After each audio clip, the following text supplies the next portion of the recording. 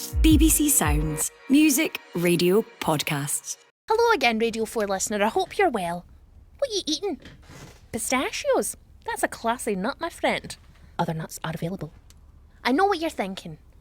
Who is this woman and what on earth is she saying? Like I told you before, I'm Ashley Storrie. I'm from Glasgow. You'll get used to my voice. And this is my almost true story.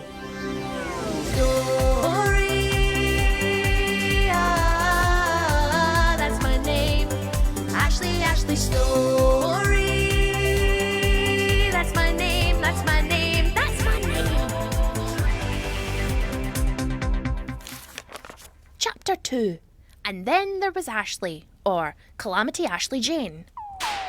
The last time we spoke, my parents had just got married to spite my uncles, a trait which they've embedded in my DNA. For example, a girl I went to school with once said I had a fat head, so to prove her wrong I rammed it in between two railings, and then her dad had to come and cut me free with an angle grinder. Anyway, my parents waited a good few years to have me. Mum said they wanted to hold off till they felt ready, but I know the truth. They were never ready. I was a save the marriage baby. And can I just say, I have done a bloody fantastic job of it. They have been married for nearly 40 years. You're welcome, parents. I was that wee rubber rim between the lid and the jam jar that stopped the raspberry preserve of their love from turning mouldy. They're having a massive fight. No problem. Watch as I tumble, sing, dance and distract them from the fact that they kinda hate each other. Ta-da! Jazz hands. Back to my birth story. I was a parasitical fetus who drained my mother's life force as I grew thick hair on my head and ears. I was also overdue. I was late by weeks, something I've never been since. The idea of being tardy makes me so nervous that my eyelids sweat. An Australian doctor had to pull me out of my mother's insides with salad tongs. I was hesitant to enter the world because I think I knew what was waiting. Groggy, that's a big one. My parents had been put in charge of their own bar by Grandpa Storrie, the low-grade gangster, much to the dismay of my dad's 6 swamp brothers, who were all terribly jealous of the great honour of running a failing pub in the Carlton. Now, you can tell the Carlton is a wild area because it has a "the" in front of it. The Gorbals. The Bronx, the USA, the Rock. Thank you! The Carlton is a tiny district in the east end of Glasgow, and if you just look at the surface, all you see is the bad, the gangs and the graffiti, but there is a depth of character and working class bones that can never be forgotten. Round the corner from my house was a graveyard that I'd play in when I was little, holding the dusty remains of weavers who in the 1700s had gone on strike against the undercutting of their wages. The troops were brought in and 6 of the strikers were shot dead. This was the earliest major industrial dispute in Scottish history, and the Carlton weavers became Scotland's first working class martyrs. Over 6,000 people attended their funeral. They're buried next to the Reverend James Smith, a local lad, orphaned young, who sailed to America and became Abraham Lincoln's pastor. So there, I've educated and informed you. BBC mandate met. Dab. I spent a lonely childhood playing in graveyards, with inside-out crisp packets on my hands because I didn't like the texture of the leaves I was collecting, and my parents wouldn't buy me the medical-grade latex gloves I had requested repeatedly. Sean, she's asking Santa for PPE again. Just let the Wayne have what she wants. She's already too weird.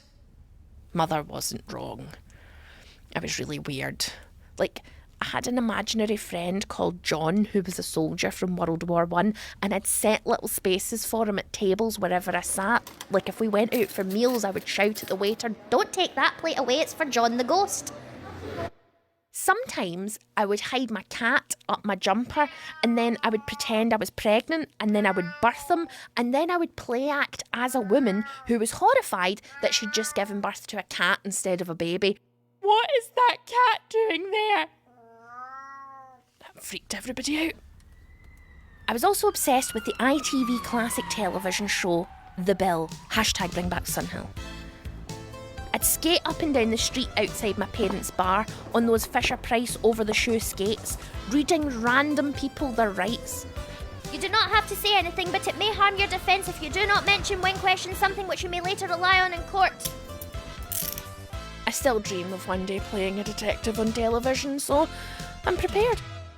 So, not a fun, quirky kind of weird that everyone eventually warms to and realises is super cool. Just your normal kind of weird that makes other children want to hit you. Punch her in the moon head! Also, I had a really round head like the moon. I was actually a real bridge builder back in my day. The Protestant and Catholic children were united in their dislike of me because I spoke in funny voices and was oft found with protective bags in my hands. So, with the local children hunting me for sport, I found my joy in our small flat above the pub, the Weaver's Inn. My bedroom was a cupboard, and my dad had built a bed into the ceiling like a loft so that I could have more room to practice choreography and stage plays. And to avoid further beatings from the local youths, my parents pooled all of their money to send me to a private, all-girls school in the West End of Glasgow. Here is where I learned that while I was too posh for the children in my area, to the children of the West End, I was too scummy. I was neither here nor there. My parents were salt of the earth. My mum left school when she was 15 because she didn't have shoes and spent her summers drinking from puddles. And I was a 5-year-old vegetarian who got a rash from man-made fabrics. I wasn't without playdates though. The West End mummies loved coming over to ours. We had a literal pub as our ground floor, and my parents never made them pay. And then there was the young single barman. Ladies. Darling, Mummy has to go and take a lovely walk at night time with Stevie the barman, who's going to show her where the foxes live in the area. And then I'll be back and I'll have a smile on my face. It took me way too long to work out that I wasn't popular and merely a conduit for lonely housewives to get their jollies. I spent hours watching films that were not always appropriate for my age, learning them off by heart before taking the show on the road. Well, downstairs to the pub.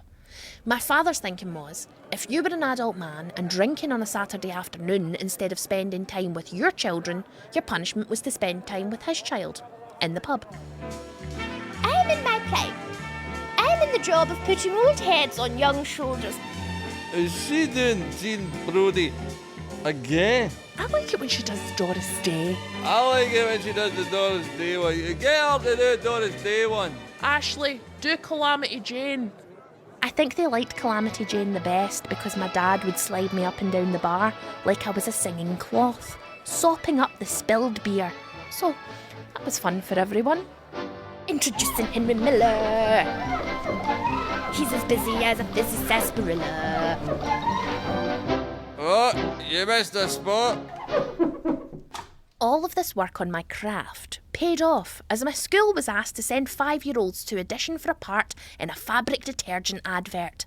I entered a room where a lady pulled a white t-shirt stained with blackcurrant juice over my head, and a shy Englishman called Ken told me, "Just do what feels right." I've been shot! I declared, clutching the red stain on the white shirt, And I know who the killer is!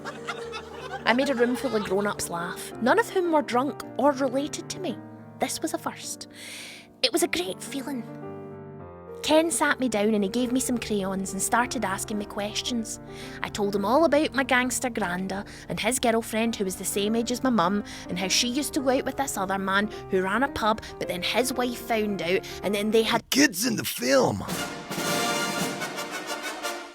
Shy Ken cast me in the advert and I went to London and we filmed it. I had the best time. I don't even think it made it to telly in the UK, but years later I was watching a documentary about Ken Loach. It was Shy Ken, the director, and they were talking about the really bleak period in his life when he'd been forced to do adverts to pay the bills.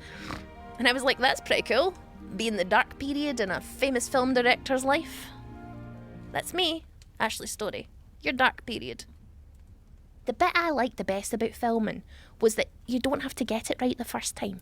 There's second and third takes. The main thing I remember though is that every time the woman playing my mum had to pull my jumper off, the neck kept getting stuck on my big giant fat head.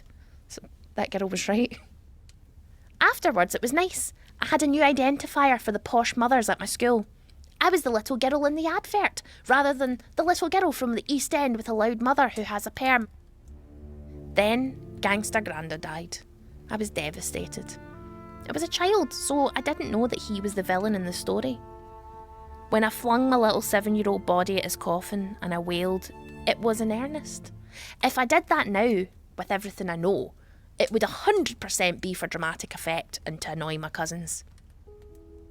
Mum and Dad decided to renovate our little flat, and so we temporarily moved into dead Grandad's house.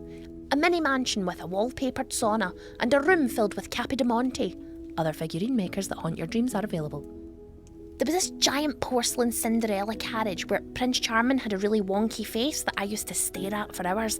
I had convinced myself that Granda was a gangster wizard and had turned his enemies into ornaments, and that's why they all looked so horrified. She is not allowed in that ornament room anymore. Agreed. I mean, the fact we even had an ornament room is mental. I had a fat ginger cat called Whiskey, who was determined to kill the 3 Yorkshire Terriers, 2 Alsatians and 20 tropical fish that my granddad had left after his death. One time, the police raided our house and Whiskey managed to walk on to the one detective who was scared of cats, and then he jumped on his head. That's the kind of hilarious story I tell at dinner parties, and then everyone stares at me and I realise my childhood was more traumatic than I give it credit for. Then something happened. Something Dickensian and confusing, involving 7 brothers who'd been pitted against each other since birth. Grandad's estate was in question because he'd recorded his last will and testament on an audio tape, and his girlfriend, who was closer to my age than his, was demanding things like the Capi de Monte collection, and everyone was angry, and everyone wanted something that they hadn't got.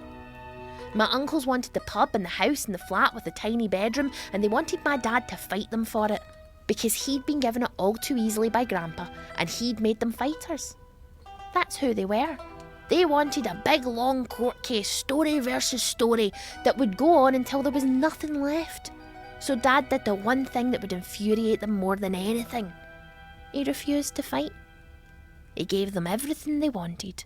And once again, my parents found themselves united in mutual spite. We left. We left without anything more than our clothes and some cash. I wouldn't see my uncles or my cousins or my cat ever again. I'd never see our pub or our flat. I'd never slide along the bar on a Saturday afternoon. No wait, you can't just end it like that, Ashley. That's too sad. Well, that's how this bit ends. It's a sad bit. You can't just end it like that. Do a joke. It's Radio 4. Okay.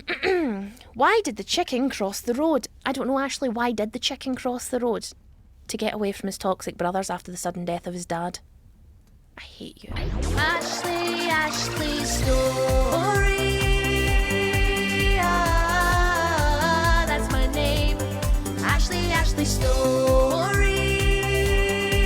That's my name. That's my name. That's my name.